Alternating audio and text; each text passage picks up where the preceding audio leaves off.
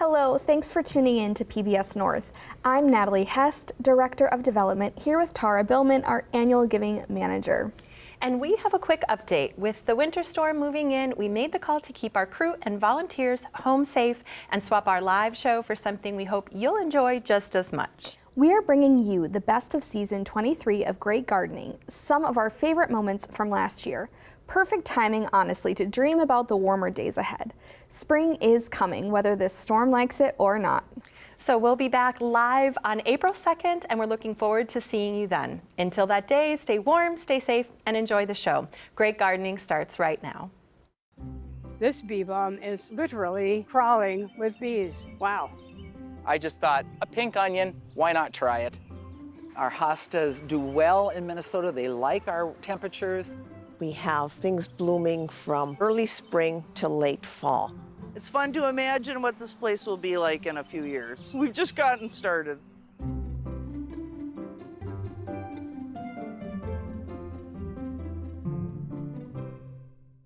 I've got about 70 trees. What they've got in common is they're called bonsai. Bonsai means tree in a pot, tree in a tray. That's part of what is my backyard that's come about over the last 25 plus years of collecting wild or going to auctions or just having friends that also do this passion. I was at the Minnesota State Fair. A bonsai master comes into Minnesota and they come and they look at all the trees that anybody who wants to exhibit a bonsai tree for the public as well as to be judged by this master. I happened on that weekend, having had a bit of an interest in shaping trees, but had never encountered a display. I was literally overwhelmed with their uniqueness. And I took a course, took that home. I was living in an apartment at the time, and that tree did not survive.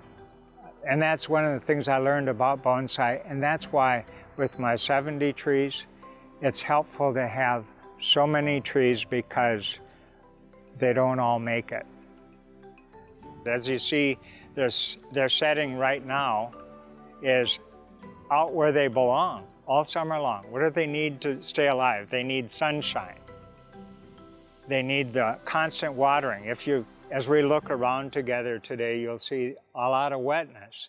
And what's surprising to many people is that, well, what do you do with them in the winter? Well, some of them that are, quote, zone hardy, they'll stay outside under a blanket of snow, hopefully, which we didn't get this last winter, but that was tough on them.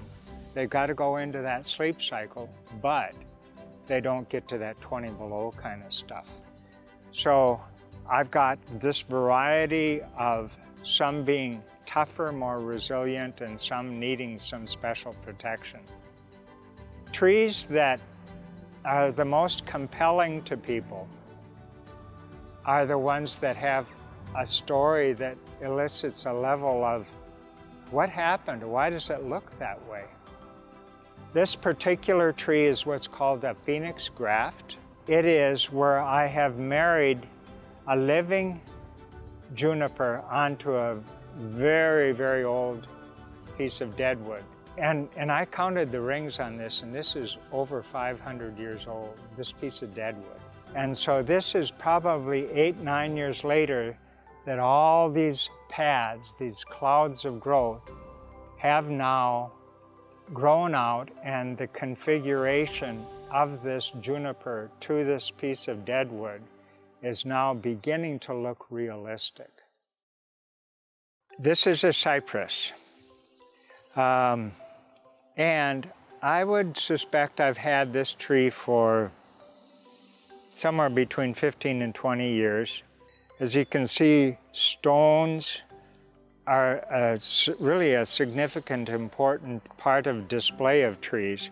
This particular tree is sitting on top of a rock. and one of its roots actually penetrates right through the rock. There's a crack in the rock that I threaded that root through.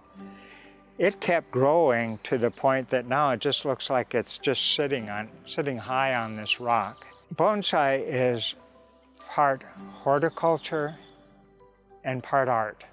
This tree has been with me, I would say, 23, 24 years. It's a boxwood. Boxwoods are eminently suited to bonsai because they've got small leaves, because their bark texture is very rough, almost like an oak or certainly an old tree. They've got wonderful root systems that spray out. I mentioned earlier that sometimes I collect up near floodwoods in ditches. This is an example, and it's been with me over 20 years. And it would naturally grow to 30 feet or so. So my opportunity or task as a bonsai practitioner is that I want to keep it small. This is a juniper. The cultivar is actually from Japan. Again, one of the things I'm always trying to replicate is what happens with age. Things sag, things begin to fall down.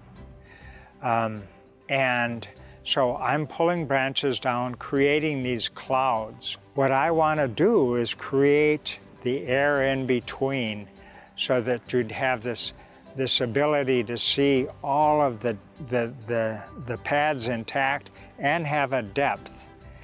A bonsai tree always has a front. This is the front. So on this tree, what's important is that your eye would naturally follow the line of the trunk, creating stability from a wide trunk base and then moving up. But that's an example about just being with these trees, that things are just so often just discovered. How did that come about? This one has got a lot of story. It's got deadwood in it. It's got branches that have died off. That's called a jin. You'll see parts here that are crevices where a branch is literally broken free. I stabilized it and now have a wire back here bringing its top towards us. Let's get back to some more viewer questions. I know a few folks have been wondering how soon can we start growing things? You want to talk a little bit about that? You know, right now, if I was to start something, I would start celery and peppers. Peppers they take a really long time, but it's a good time to start them because of day length. It makes a big difference for them on day length, but I would be starting those now, or at least quickly. Right. For me, it's onions, because you mentioned day length. You can never get enough onions. Yes. I love it. Actually, they're becoming a health food right now. The allicin that's in onions, the same thing that's in garlic, and we like to start them early. They grow very slowly, as you mentioned with peppers. And we want those really out early May so they can take advantage of the lengthening days, because with a long day onion, that's what forms the bulbs. So we really got to get those started. Yep. And they're fun to grow. Yep. Sure. But you still would have a chance with bulbs if you didn't quite get them. Oh yeah, ready. You have lots of options. You can put transplants in, you can put the small bulbs, the sets in, so you have lots of options with onions. Yeah, that's great. Well, thank you. Keep sending in those questions. And right now, we're going to talk a little bit about winter hardiness zones. What are they? What do they mean for us? Let's talk about that. Yeah, getting through the winter, of course, is critical. And anytime you're selecting any kind of a tree, shrub, perennial material, number one, will it grow and will it survive our winters? So that's why we've got this marvelous zone maps that have been developed by the U.S. Department of Agriculture. They revise these every 10 years. These are average temperatures.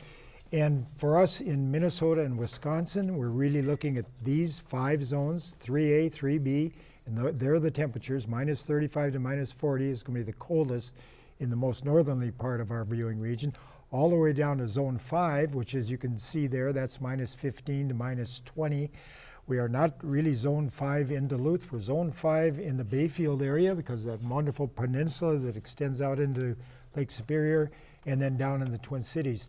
So we've got maps and zones. The U.S. Department of Agriculture does a real nice job on their website. You can put in your zip code and it will flash back your winter hardiness zone.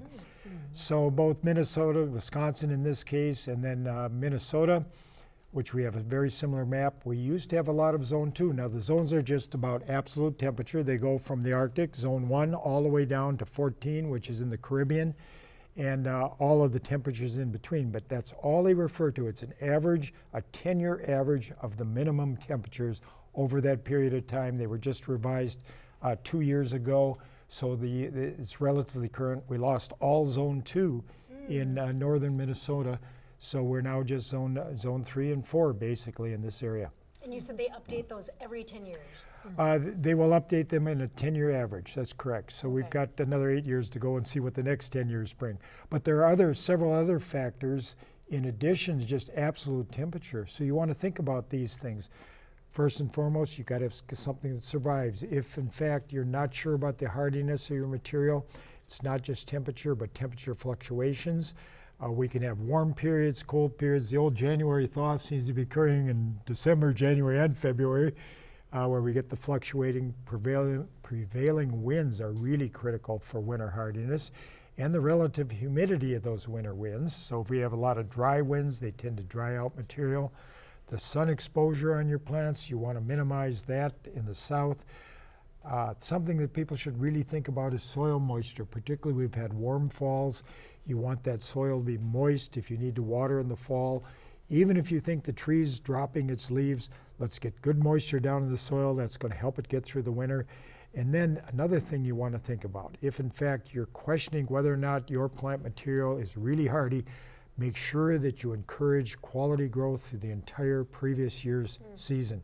You want to minimize insects, disease. You want to make sure it isn't drought stress. You want a good, healthy tree coming into the fall. So there's a lot of those things to consider for winter hardiness in addition to the absolute cold temperatures, which you can't do too much about it anyway. So with plant selection, here's some thoughts. Again, you want to make sure that you select plant varieties that are appropriate for your zone. So if you're buying something that's labeled zone 4, don't really try to plant it in zone 3 unless you're going to protect it.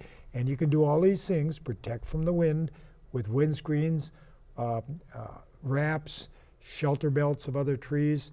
Be very conscious of the quality growth, or perhaps plant it someplace where you're protected by a structure, a garage, a house, or something like that, protecting again from the north and west winds. So if you're going to cheat a little bit on the zones, you're not sure if it's really going to be dependably hardy, then you have to look at all these other issues. And then people don't quite understand this, but if you're going to plant an apple tree, we're concerned about this time of year we get sun scald, so we want it on a north-facing slope. That slope runs from the south at the high end down to the north, so it gets protected from that winter sun, which is in the south. So those are just a couple considerations for people, in addition to the zone maps that we talked about. It's important, Bob. I mean, and really, it's hard to want a plant that is not for your zone, but you know, realistic expectations. It's important we pick things that are appropriate for us. Yeah. This is the Ely Giving Garden, and what we do is we raise produce, and we oftentimes give it to the patients at the VA outpatient clinic, and we welcome community members to come and harvest herbs, harvest veggies, or just sit and relax and enjoy the surroundings. We originally conceived this idea in 2022 and worked with the city to find a garden location that was on city-owned property and arrived at the VA outpatient clinic. Our first year of planting was in 2023. This year in 2024, we've been a little more purposeful and thoughtful about what we planted based on what's been used in the past. We added our canoe garden and are looking forward to the Rotary Club donating a picnic table and the local high school shop class building us a pergola in the fall. So is there anything like this in Ely or nearby? Not that we know of. which is one of the other reasons we decided to focus on a giving garden. We're hoping that if we have extra produce, we can connect with the food shelf. We do some educational things and have donated some food packets or some seed packets to the food shelf. So working with them and other local organizations is kind of a mission as well. We are basically the Ely Giving Garden group, the Ely area Master Gardener volunteers. So Master Gardener volunteers go through an educational program, an online educational program through the University of Minnesota. It generally runs from January until end of April, beginning of May. Your first year as a Master Gardener volunteer, you are expected to put in 50 hours of volunteer work on some sort of project, which is how a number of us connected. And then after that initial intern year, you put in 20 to 25 hours of volunteer time a year. So this is our collaborative volunteer project.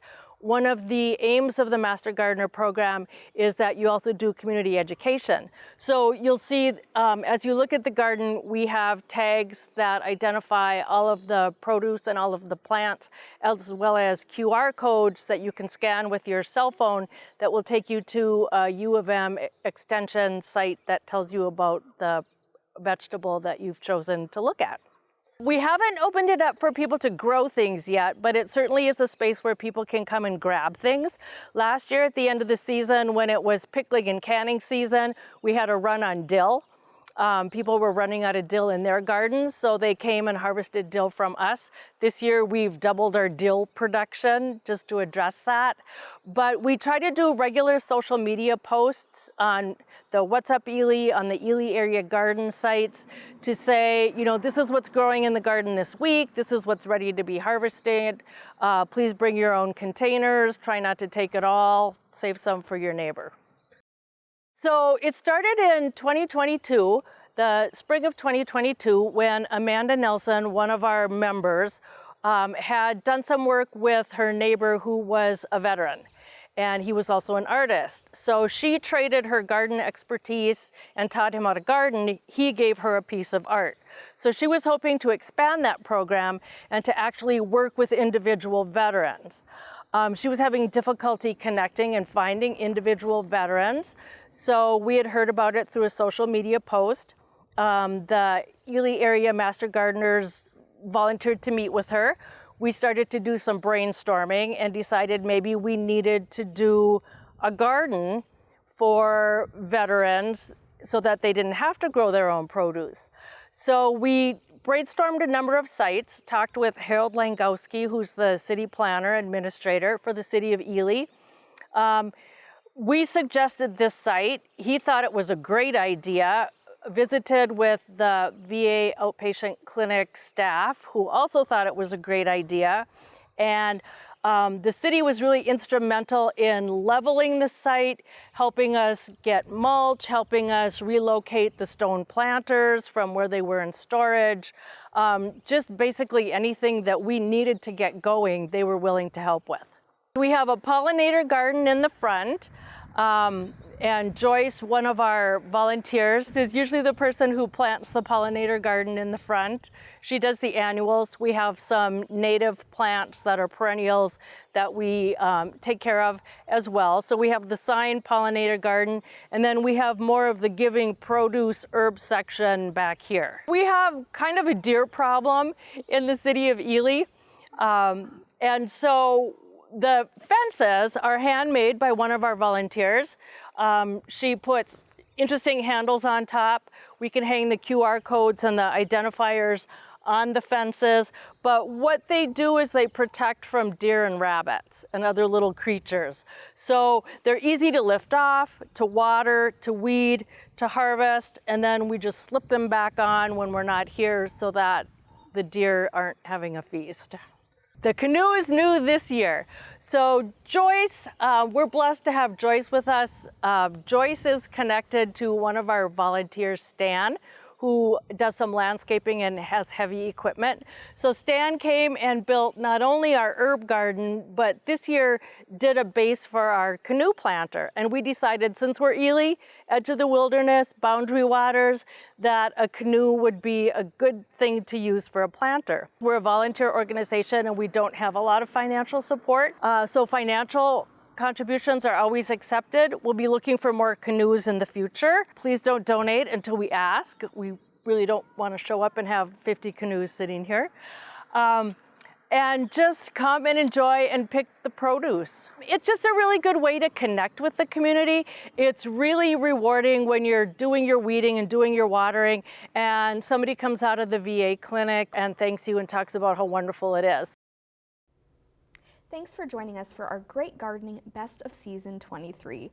I'm Natalie Hest, Director of Development, and I'm joined in the studio with Tara Billman, our Annual Giving Manager. Believe it or not, winter's almost behind us, and that means one thing. Gardeners all across the Northland are gearing up for the new growing season. Those seed catalogs have been arriving, and I know I'm already dreaming of what's to come. I know the feeling, Tara, and we know you've been waiting for Great Gardening to return. And I am so glad you're with us today because we have something important to share with you. You know, every great garden starts with a goal.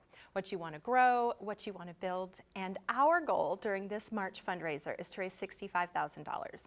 When we hit that goal, we'll unlock a matching challenge grant, which means every dollar you give will be doubled for PBS North. The match is waiting, but we don't receive it unless we raise $65,000 first. And we have through this weekend to do it. So call 218-788-2844 or go online to pbsnorth.org. And there are some wonderful thank you gifts waiting for you, including soil test kits, a Northern Gardener magazine subscription, and the book 100 Plants to Feed the Birds from Laura Erickson. Let's take a look.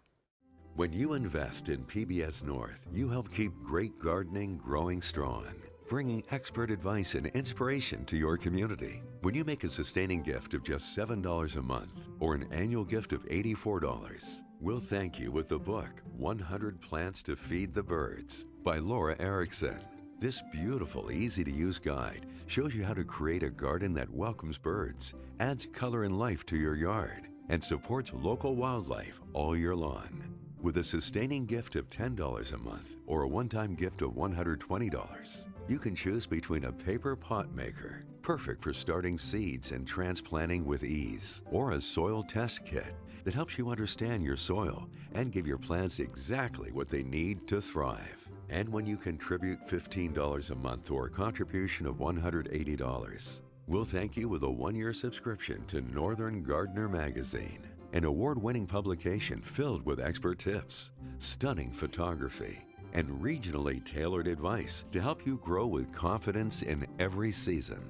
Your generosity keeps PBS North blooming, ensuring we can continue to deliver local stories, expert gardening guidance, and inspiration all year long. Make your gift today by calling 218-788-2844 or visiting pbsnorth.org. Thank you. Bob and Deb are the real deal. They know what it means to garden in the Northland. Short seasons, late frosts, soils that don't forgive impatience. They answer your specific garden challenges with advice tailored to right where we live.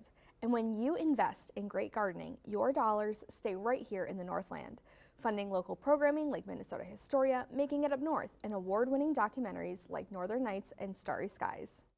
And your support is what keeps PBS North strong, bringing programs that inspire, educate, and connect our community. When you become a sustainer with a monthly gift of $5 or more, you'll also unlock PBS North Passport, your on-demand library of PBS programs featuring favorites like All Creatures Great and Small, Nature, Nova, and a rich collection of local documentaries. When you think of PBS, what word comes to mind? Discovery. Inspired. Creativity. Wow. Cheese, cheese, cheese, and more cheese. No matter what word comes to mind, when you give now, you can take advantage of our most popular member benefit ever, PBS Passport. Fantastic. With PBS Passport, you'll have access to an ever-growing library of your PBS favorites. Impressive. All available on your computer, phone, tablet, or smart TV through the PBS app. So whether PBS makes you think, amazing, or what? PBS Passport is waiting for you. PBS North Passport gives you even more of the shows you love on your schedule.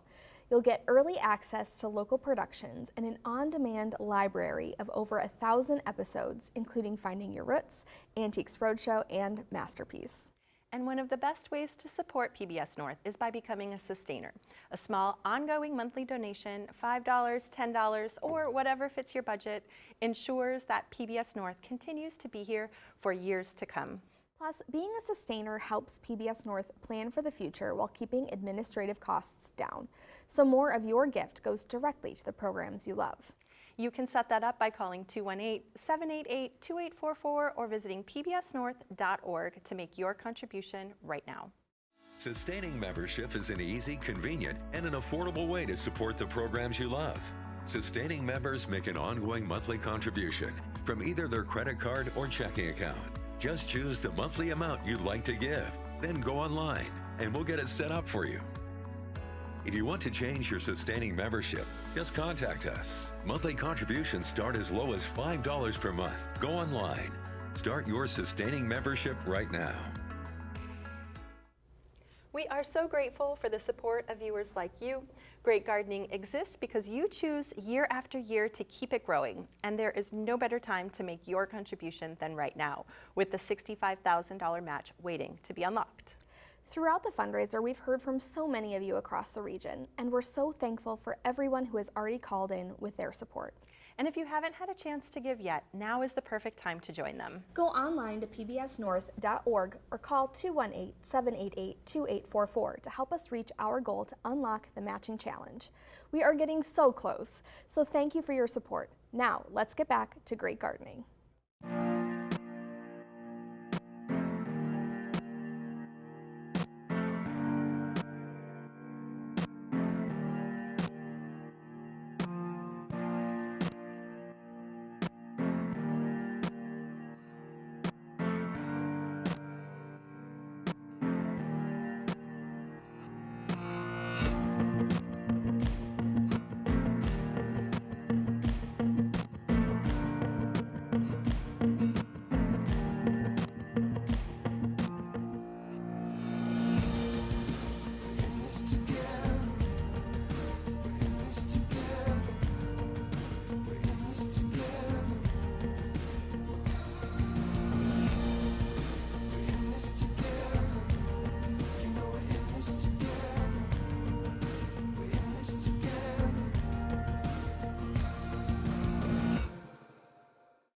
So now we're going to take you to Hibbing to check out former Master Gardener Judith Johnson's beautiful garden with a focus on native plants. Let's take a look. I live over on the west side of Hibbing, and I found my inspiration probably from my mother, liked to garden. This is actually the property I grew up on. So I've always been interested in plants and flowers, and truthfully and honestly, I love bugs, I love snakes. I grew up keeping garter snakes in my dresser drawers.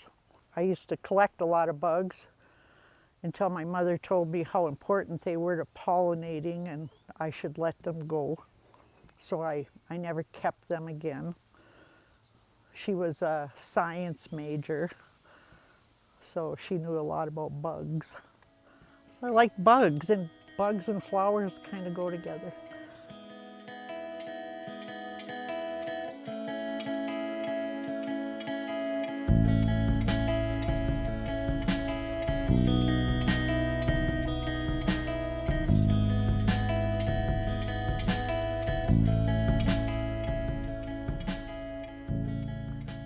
You know, I just love everything about it. I love spending time outside. I love weeding. You know, you can just go someplace in your mind when you're weeding. I love watching my plants grow. They become your babies. So I get so excited when I see one come back. And then I get sad. I lost, last winter, for some reason, lost all my culver's root. So, and I really loved that plant. It did not come up this year, and who knows why. That's the other part about it, is like, and then I've done this letting things go to seed more, which I never used to do. So I have columbine coming up everywhere, and giant blue anise hyssop coming up everywhere, and I just enjoy that too. So it's just like a thrill every time you go into the garden, because I'm strange like that.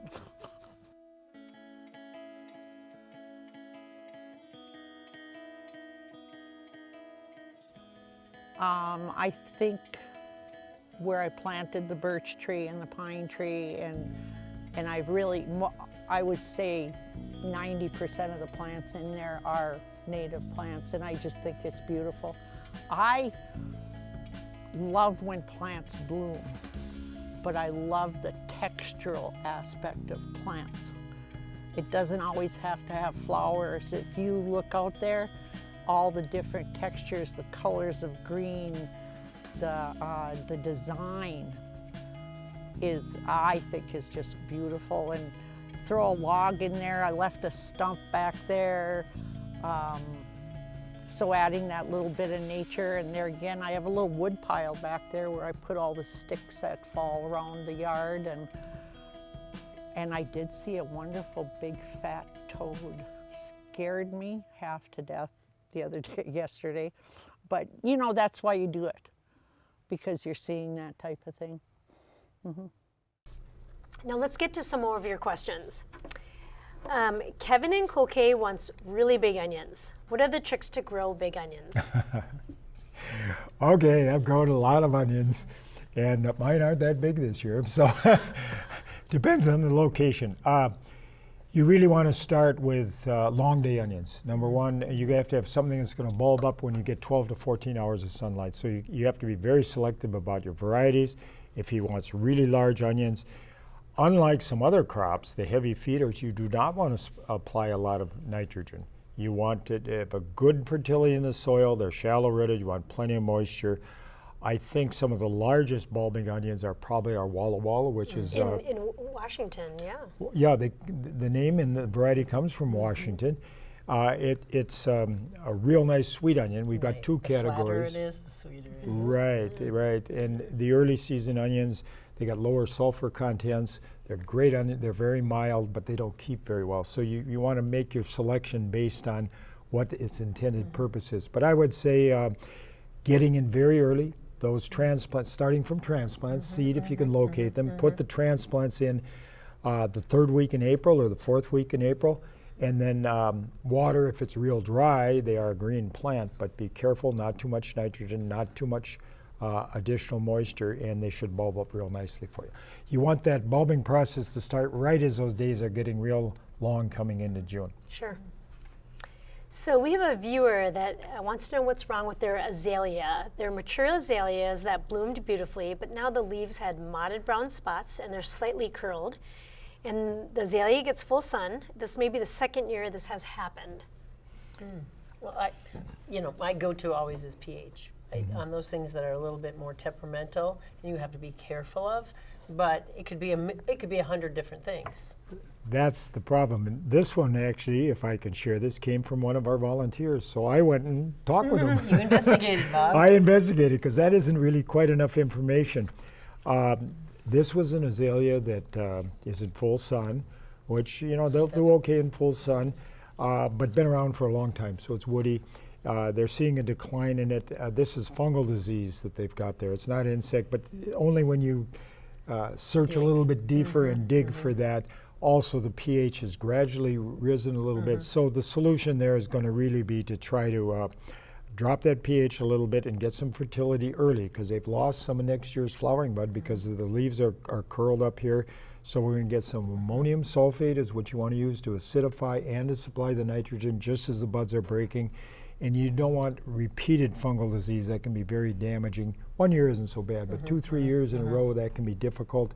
And so we want to do a little bit with a general purpose fungicide just to protect that. But that's and they have to be disease. careful, though, not to prune it now. Because if there are any buds that are going to be set, they're going to be set now. Do it right after. And it may take if you want to clean it up, but you're right. It may take a year off because the tissue has been damaged by the disease this year. Sure. Robin in Superior has a vine that is growing up the trees. It's growing all over the plants. It's quite invasive. They keep pulling it up and it takes over the garden. They pull it up again. It's on the north side of the house. Are they doing more damage by pulling it up? I want to know if it's cucumber vine, I that would wild suspect cucumber. that. And I hate it. We have it. It's all around our fencing, and this is the time of year that it really takes off. And so we still pull it. We pull it as much as we can, but pull it as soon as you see it, because then it might not have the seeds. The seeds are getting there right now, but you've got to try to get rid of it as quickly as you can without dropping as much seed as you can possibly prevent. And that's, one thing we talk about the growing season, if you had moisture, the weeds took off like crazy. And you can get a seed bank there year after year, so you want to get them pulled before you have the pressure from the seeds. Sure. Thank you. All right, let's get back to Hibbing to see more of Judith Johnson's beautiful garden. So it is an aruncus is the name for it, and I'm not sure what family it's in. Some people actually call it a falsus stilbe, I believe too. But I don't think it's in the Astilbe family. I'm not sure, but yeah, it always puts on a great show. It's just about spent now. This does not move around, but it gets quite large. That's a little devil 9-bark, which is a miniature. It never gets any bigger than that. Usually puts on a nice show of flowers. This is White David tall garden phlox. This is Rudbeckia, and it will poke out of here. And this is White David also. So when this blooms, I've got that red and white.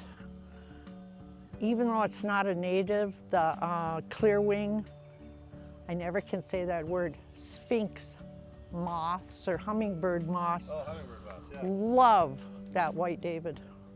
They come just at dark, and they just will cover it. There's been 15 or 20 of them on there. And then the bright orange of the Rudbeckia. You gotta have a little artsy stuff once in a while. I don't like too much, but I like a little bit.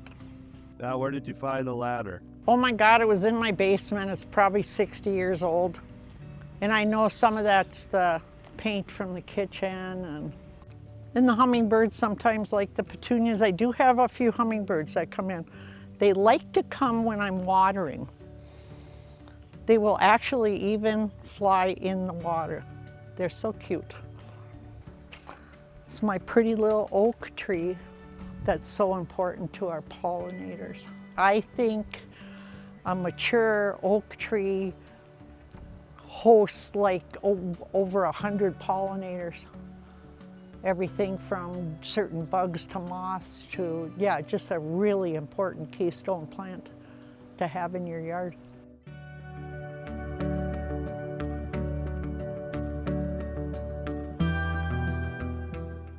I don't think you should ever be afraid about moving a plant that it doesn't work in a certain area.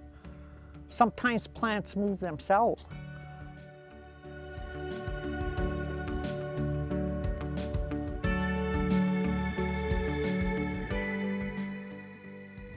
Oh, look, weeds. You mentioned a little bit ago that you love weeding. I do. What do you love about weeding? I think it's mindless. So you can just go someplace in your mind. I find it really relaxing and soothing, and you have no problems, no worries, no job, no nothing. You're just down there, and there's something about having your hands in the dirt. Now, Deb, you've got another demonstration for us using porch pots. Right, so I just wanted to demonstrate some refresh. So people might have porch pots that look very, very sad. This is a Aeranthemum, and it looks sad. But if we clip this back, take off all the old seeds, old flowers, and just clean it up, then we will get a flush of flowers, and then it'll give you that mum look without having to rip it apart and do another mum in its place. And it'll just refresh, and it won't take long to recover, and you can see it's already budding up down low. So just clean it up, get do the best job you can, get all those old seed heads out of there, and then it'll start to bud. And then if you have a spider plant, like this one has a spider plant, and sometimes spider plants can take over mixed containers, all you gotta do is cut that spider plant back, way back, and it'll slow it way down and it won't take over. So that's an easy fix for anybody that's struggling with a spider taking over. And then also in this pot is a geranium that just needs a really good cleanup, but you will be amazed at how this will flush and how much better it will be. And then we like to use like a time-released Osmocote type fertilizer to give it a boost. What a fun review of last year's season 23 of Great Gardening. I'm Natalie Hest and I'm joined by Tara Billman. We hope you've enjoyed it too. And we're also hoping you'll help us reach our goal for this March fundraiser. We are getting so close, and every contribution made now gets us even closer to unlocking that $65,000 matching challenge grant. And maybe Great Gardening has inspired you to try something new in your garden. Or perhaps Bob and Deb have helped solve a tricky challenge. Maybe you just love the gorgeous photos sent in by fellow gardeners across the Northland. And when you donate $15 a month or make a one-time gift of $180, we'll thank you with a year-long subscription to Northern Gardener, an award-winning magazine full of inspiration, practical tips, and expert advice designed for northern climates like ours. Call 218-788-2844 or donate online at pbsnorth.org to claim your Northern Gardener subscription. And now let's take a look at some of the other wonderful thank you gifts available when you make your contribution right now.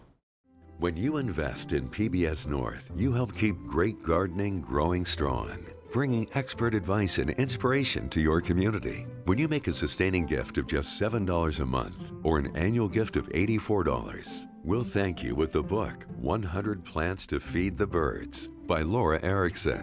This beautiful, easy-to-use guide shows you how to create a garden that welcomes birds, adds color and life to your yard, and supports local wildlife all year long. With a sustaining gift of $10 a month or a one-time gift of $120, you can choose between a paper pot maker, perfect for starting seeds and transplanting with ease, or a soil test kit that helps you understand your soil and give your plants exactly what they need to thrive. And when you contribute $15 a month or a contribution of $180, we'll thank you with a one-year subscription to Northern Gardener magazine, an award-winning publication filled with expert tips, stunning photography, and regionally tailored advice to help you grow with confidence in every season.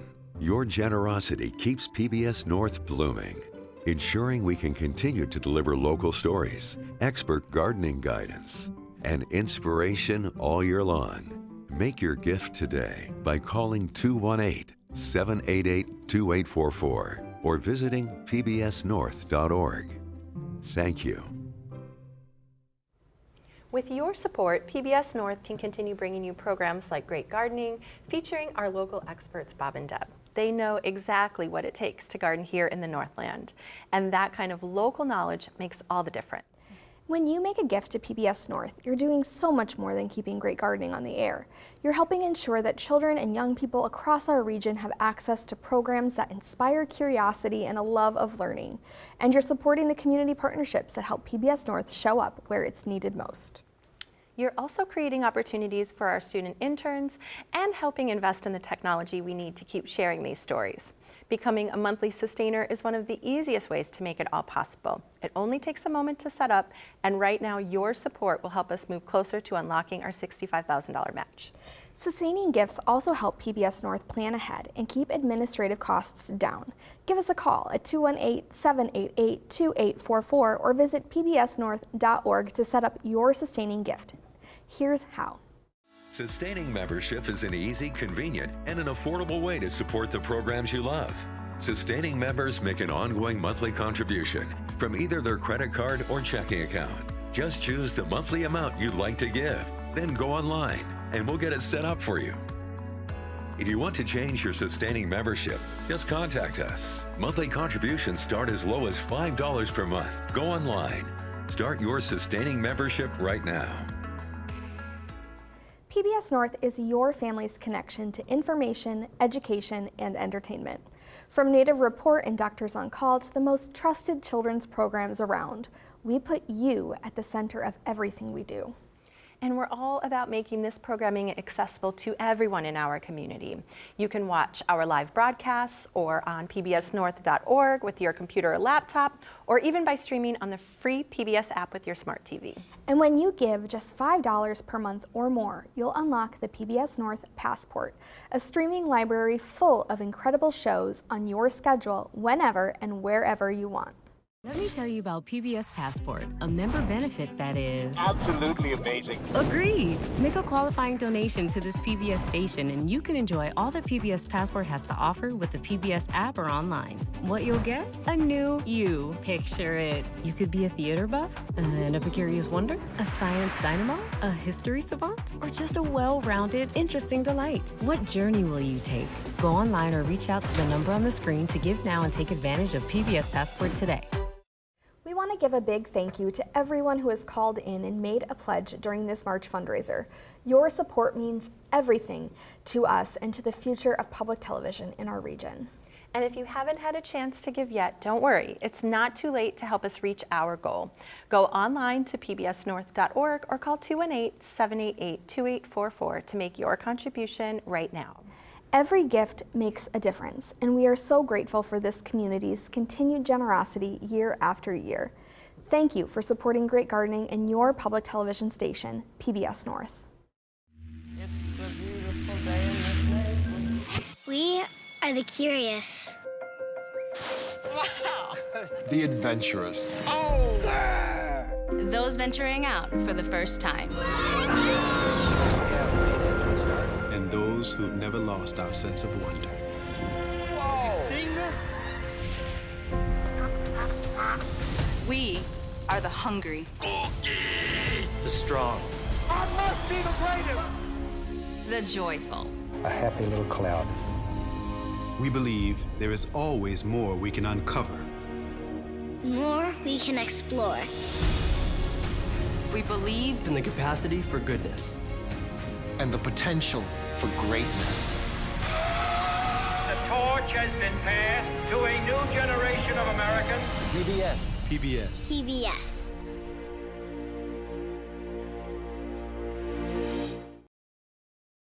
We have a viewer that wants to plant a row of white mounding petunias, but in the past have not had luck finding a hardy, sturdy mounding petunia in white.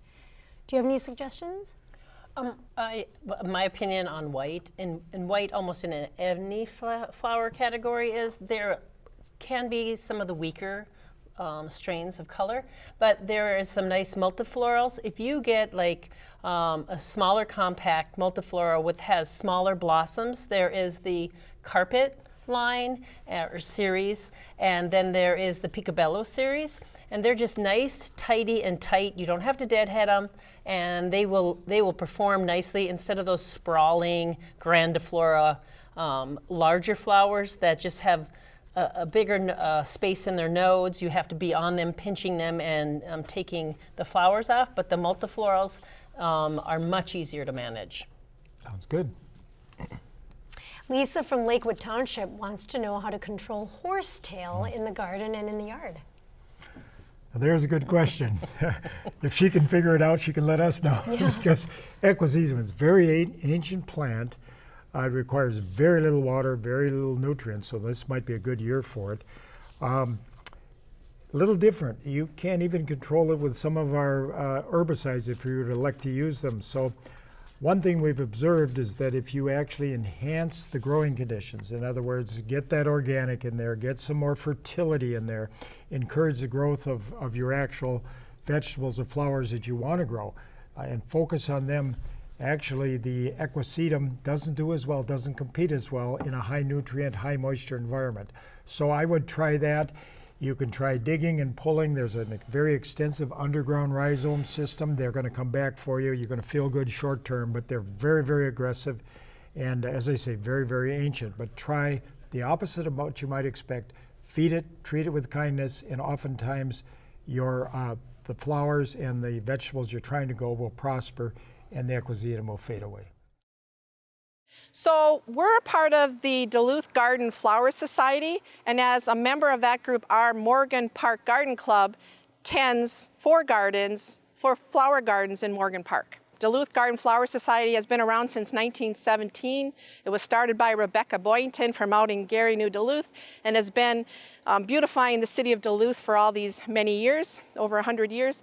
And in each community there are garden clubs, one of which might have to get a picture of that sign, but of the garden clubs and their different names and the communities that they beautify. So we have 4 flower gardens, one here, one at our community club, one at the south entrance, and one at our main entrance. So we start off early in the spring because we, in order to have plants and shrubs for our gardens, we have the Duluth Garden Flower Society has a plant sale every Memorial weekend, and we start early dividing perennials and getting them ready and grow them for the plant sale. So we have members doing that. We have members helping at the plant sale, and then early in the spring and summer season, we clean out the gardens and prepare the gardens for planting.